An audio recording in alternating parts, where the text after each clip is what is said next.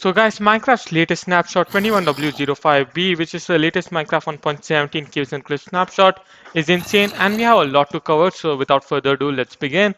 So first off, before we head into the blocks, I'm going to show you changes to the already existing blocks that are there. And starting off with the copper block. Now the copper block was added, I think, to the first snapshot of Minecraft 1.17, and now you can use it in the stone cutter to make a cut copper slab, cut copper stairs, and cut copper itself.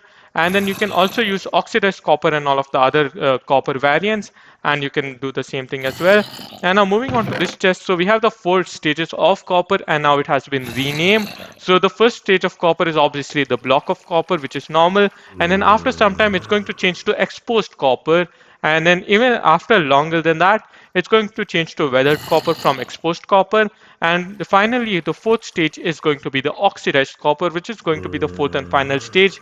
And after that, there's nothing else to do other than you can wax the copper, and that's that. So I'm going to place this back, and now we're going to grab this bow, which has flame enchantment, by the way, and also this arrow to demonstrate the snow, all right?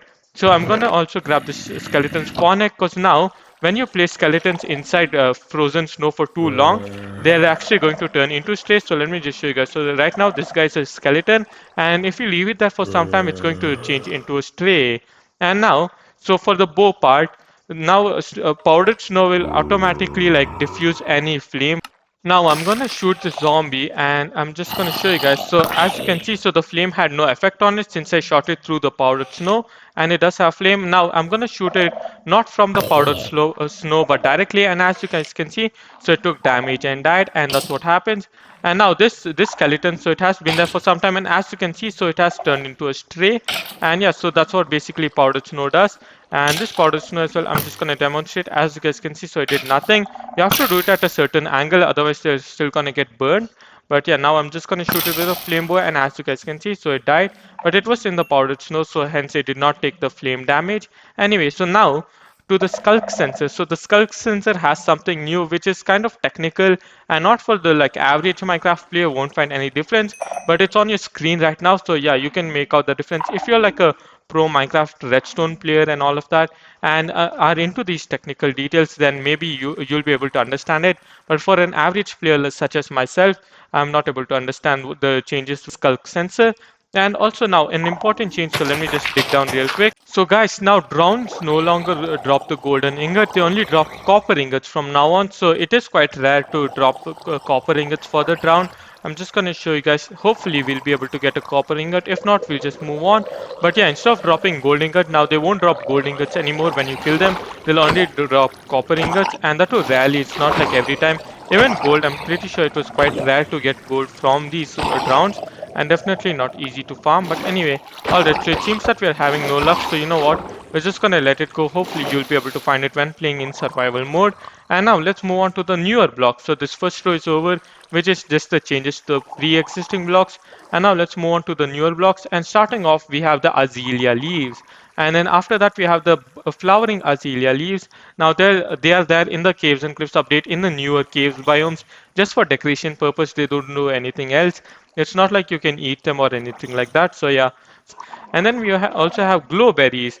Now glow berries, when you plant them, they turn into cave vines, but unfortunately for some reason I wasn't able to do that. So maybe the technique is wrong, whatever I'm using.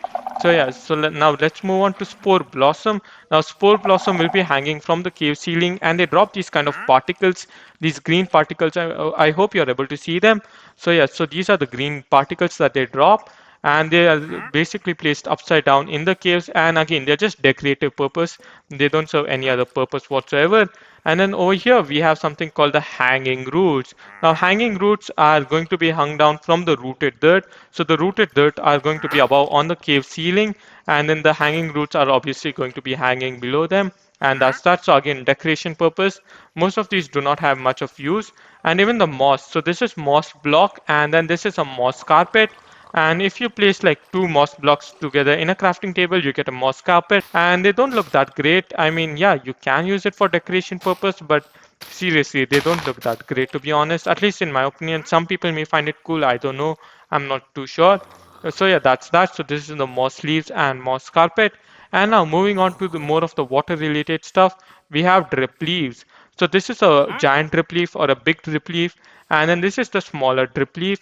And the only difference between them is, so as you guys can see, so this is huger, whereas this is taller. All right, so the small drip leaf is taller, but then this is like fatter, and you can't stand on the small drip leaf, as you can see, so you can't stand on it. However, you can stand on this big drip leaf, and after some time, as you guys can see, so it tilts down and makes you fall since it can't take your weight.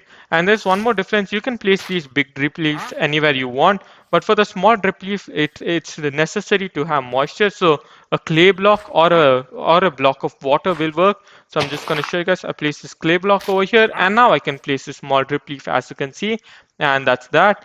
And also, you can also trade with the wandering traders, and sometimes they'll have the small drip leaf, not the big drip leaf, but the small drip leaf. And then if you use bone meal, all right, so if you use bone meal on a small drip leaf, it turns into a big drip leaf.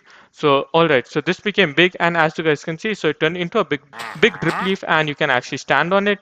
And then I can also show you with other examples. So as you guys can see, so I turned the small drip leaf into a big drip leaf by using bone meal, and that's that. And also cave vines, all right. So remember I told you that maybe it's a bug or I don't know how to use it, because there are no cave vines in my inventory. You can grow them using glowberries, and if you like bone meal a cave vine, it will actually give you a ton of glowberries. And glowberries can also be used to feed foxes. So I forgot to mention that. So if you have a fox and if you bring glowberries near it, it's gonna actually eat it. So as you guys can see, so it ate it and the hearts came out, and that's that. And yeah, so this is pretty much wraps the snapshot. I try to make it as quick as possible.